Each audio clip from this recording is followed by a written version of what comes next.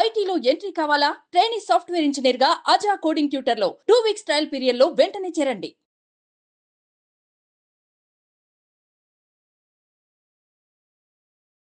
Hello నమస్తే welcome to our channel.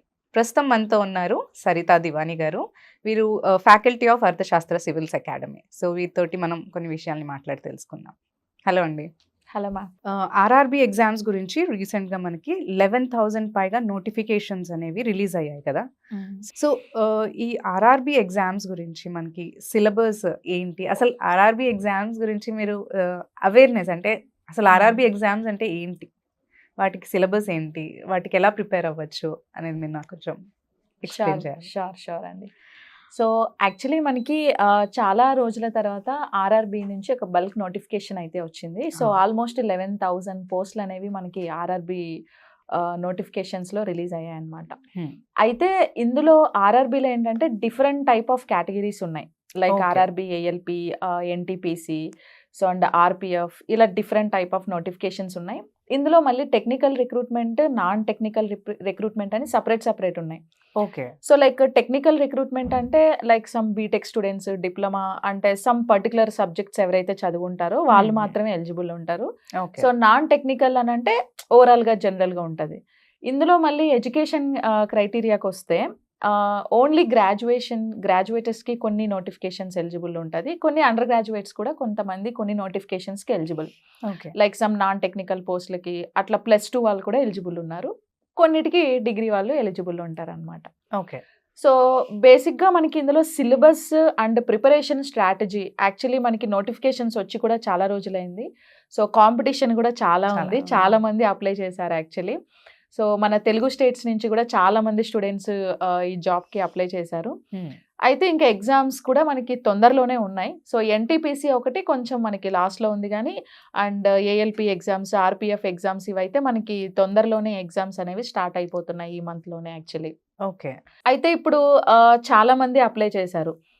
అయితే ఇప్పుడు ఈ గవర్నమెంట్ జాబ్ రావాలి అని అంటే ఏంటంటే it's depends upon their mind sets కూడా డిపెండ్ అయి ఉంటుంది. అంటే ఎంతసేపు మనం ఎంత ప్రిపేర్ అవుతే, ఎలా చదివితే, అంటే కోచింగ్ తీసుకుంటేనే జాబ్ వస్తుందా లేకపోతే రాదా, ఇట్లా చాలా మంది డౌట్స్ ఉంటాయి యాక్చువల్లీ. ఇప్పుడు చాలా మంది ఫ్రెషర్స్ కూడా వస్తూ ఉంటారు, ఫ్రెషర్స్ అప్లై చేస్తారు. ఇంకొంతమందికి ఏంటంటే గవర్నమెంట్ జాబ్ అంటే ప్యాషన్ ఉన్న వాళ్ళు కొంతమంది ఉంటారు. కొంతమంది ఏంటంటే ఇన్ఫ్లుయెన్స్ అయ్యి వస్తారు, అంటే ఏదో ఒక జాబ్ రావాలి, గవర్నమెంట్ జాబ్ అయితే కొంచెం బెటర్గా ఉంటుంది, స్టెబిలిటీ ఉంటుంది, లేకపోతే పేరెంట్స్ ఇన్ఫ్లుయెన్స్ అవ్వచ్చు, ఫ్రెండ్స్ ఇన్ఫ్లుయెన్స్, ఇట్లా సర్కిల్ ఇన్ఫ్లుయెన్స్ అయ్యి వచ్చిన వాళ్ళు ఉంటారు. రైల్వేస్ అంటే సెక్యూరిటీ ఉంటుంది, సో ప్రమోషన్స్ ఉంటాయని ఇట్లా మైండ్ సెట్ తోనే వస్తారు. యాక్చువల్లీ ఇక్కడ మనకి జాబ్ రావాలంటే ప్యాషన్ కూడా చాలా ఇంపార్టెంట్. ఇప్పుడు ప్యాషన్ తోటి కొంతమంది వస్తారు, అంటే వాళ్ళకి ఏంటంటే బీటెక్ చేసినా, ఎంత చదివినా, ఐటీ సెక్టారు, ప్రైవేట్ సెక్టార్స్లో ఎన్ని డిపార్ట్మెంట్స్, ఎంత మంచి జాబ్లు ఉన్నా కూడా లేదు I want to be settle in government field అనేసి చాలా మంది వస్తారు. సో అట్లా ప్యాషన్ ఉన్నప్పుడు ఏంటంటే ఆటోమేటిక్గా వాళ్ళకి ఇంట్రెస్ట్ వస్తుంది, చదువుతారు. అంటే కోచింగ్ తీసుకొని లేకపోతే కోచింగ్ తీసుకోకున్నా కూడా సమ్ ఇంట్రెస్టెడ్గా చదువుతారు. కొంతమంది ఇన్ఫ్లుయెన్స్ వాళ్ళు ఏమవుతారంటే లైక్ లిటిల్ బిట్, అంటే మరి ఫుల్ ఫ్లెడ్జ్డ్గా 100% కాన్సన్ట్రేషన్ ఎఫర్ట్స్ పెట్టి మేబీ కొంతమంది చదవలేరు. సో అలా కూడా ఉంటుంది. బట్ ఇక్కడ సబ్జెక్ట్స్ వచ్చేసి మనకి జనరల్ స్టడీస్ అనేది ఒక part, apart from that reasoning, arithmetic ఉంటాయి. స్టేట్ ఎగ్జామ్స్కి, సెంట్రల్ ఎగ్జామ్స్కి కంపారిజన్ ఏంటంటే స్టేట్ ఎగ్జామ్స్లో జిఎస్ పార్ట్ ఎక్కువ ఉంటుంది అండ్ అర్థమెటిక్, రీజనింగ్ తక్కువ ఉంటుంది. ఇక్కడ ఏంటంటే అర్థమెటిక్, రీజనింగ్ ఎక్కువ ఉంటుంది, జిఎస్ పార్ట్ తక్కువ ఉంటుంది. బట్ ఆర్ఆర్బిలో అయితే జనరల్ సైన్స్కి మోర్ వెయిటేజ్ ఉంది.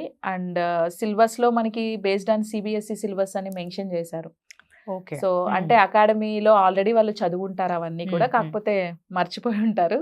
సో అవన్నీ కూడా మళ్ళీ రివిజన్ చేసుకోవాలి, అలా ప్రిపేర్ అవ్వాల్సి వస్తుంది అనమాట. కాకపోతే నెంబర్ ఆఫ్ టెస్ట్ సిరీస్ రాయడం, క్వశ్చన్ అండ్ ఆన్సర్స్ ప్రాక్టీస్ చేయడం అనేది ఇక్కడ చాలా ఇంపార్టెంట్. అయితే ఇందులో ఎగ్జామ్లో మనకి CBT1, CBT2 అని 2 ఎగ్జామ్స్ ఉంటాయి. ఇవి 2 క్లియర్ చేసిన తర్వాత కొన్ని సపరేట్ పోస్టులకు అయితే టైపింగ్ టెస్ట్ కూడా ఉంది, కొన్నిటికి లేదు. ఇంకా మెడికల్ టెస్ట్ అందరికీ కామన్గా ఉంది. సో CBT1లో అయితే మనకి 100 మార్క్స్ ఉంది, 100 మార్క్స్కి 90 minutes టైం ఉంటుంది యాక్చువల్లీ. ఓకే. సో అక్కడ అవుట్పుట్ మనం 90 minutesలో 100 మార్క్స్ చేయాలి అని అంటే, సో బిఫోర్ దట్ మనం ప్రాక్టీస్ చేసేటప్పుడు ఏంటంటే 70 minutesలోనే 100 మార్క్స్కి ఏం ఆన్సర్ చేయగలిగేలా మనం ఇక్కడ ప్రాక్టీస్ చేయాలి. ఓకే.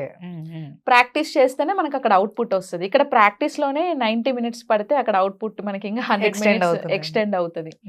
సో ఇంకా అర్థమెటిక్ రీజనింగ్ ఆన్ టైంలో అన్నిటికీ ఆన్సర్ చేయాలంటే practice practice practice practice makes man perfect అంటారు కదా. So practice, hard work and some smart work కూడా ఇక్కడ చాలా ఇంపార్టెంట్. ఇంకా ఇక్కడ నాన్ మ్యాథ్స్ బ్యాక్గ్రౌండ్ వాళ్ళు ఉంటారు, మ్యాథ్స్ వాళ్ళు ఉంటారు. మ్యాథ్స్ వాళ్ళు ఏంటంటే వాళ్ళ ఎడ్యుకేషన్ అంతా కూడా మ్యాథ్స్ మీద డిపెండ్ అవుతుంది ఉంటుంది. కాబట్టి వాళ్ళు కొంచెం ఈజీగానే ఫీల్ అవుతారు కానీ బట్ నాన్ మ్యాథ్స్ వాళ్ళు కొంచెం కష్టపడతారు. బట్ అది depends upon our mind set అంతే. అంటే మన మెమరీ పవర్ ఎంత ఉంది ఏంటి దాన్ని బేస్ చేసుకొని మనం రోజుకి ఎన్ని గంటలు చదివితే సరిపోతుంది, మనం ఏ సబ్జెక్ట్లో ఉన్నాం, ఏ సబ్జెక్ట్ని ఎలా చదివితే మనం ఎక్కువ స్కోర్ని గెయిన్ చేయొచ్చు, ఇవన్నీ కూడా చాలా ఇంపార్టెంట్ యాక్చువల్లీ. ఒక ఎగ్జామ్ మీద అవేర్నెస్ ఉండాలి first of all. And syllabus మీద అవేర్నెస్ ఉండాలి. సో బ్లైండ్గా ఏది పడితే అది చదివేయడం కాకుండా అసలు నోటిఫికేషన్లో సిలబస్ ఏమి ఇచ్చారు, ఆ సిలబస్ కాపీ అందరి దగ్గర ఉండాలి. ఇప్పుడు కొంతమంది ఏంటంటే మార్కెట్లో చాలా బుక్స్ దొరుకుతాయి, చాలా కోచింగ్ సెంటర్స్లో చాలా కోచింగ్ దొరుకుతుంది, అంతా జరుగుతుంది. కానీ సిలబస్లో ఉన్నట్టు చెప్తున్నారా లేదా, మార్కెట్లో బుక్స్లో సిలబస్లో ఉండే అన్ని కాన్సెప్ట్స్ కవర్ చేస్తున్నారా లేకపోతే కవర్ చేయట్లేదా, ఏమన్నా మిస్ చేస్తున్నారా? ఆడ మిస్ అయిపోతే వీళ్ళు కూడా ఇప్పుడు ఒక పర్టికులర్ బుక్ తీసుకొని ప్రిపేర్ అయితే అందులో ఉన్నవే వీళ్ళు ప్రిపేర్ అవుతారు. ఒకవేళ అందులో 1 or 2 కాన్సెప్ట్స్ మిస్ అయితే వీళ్ళు కూడా మిస్ అయిపోయినట్టే కదా. సో అట్లా సిలబస్ మీద అవేర్నెస్ ఉండాలి ఫస్ట్. ఏం చదవాలి ఏం చదవకూడదు ఐడియా ఉన్నప్పుడే మనకేంటంటే ప్రిపరేషన్ అనేది ఒక ట్రాక్లో ఉంటుంది. లేకపోతే కొంచెం మెయిన్ ఎగ్జామినేషన్లో కొంచెం కష్టపడాల్సి వస్తుంది. ఓకే అండి.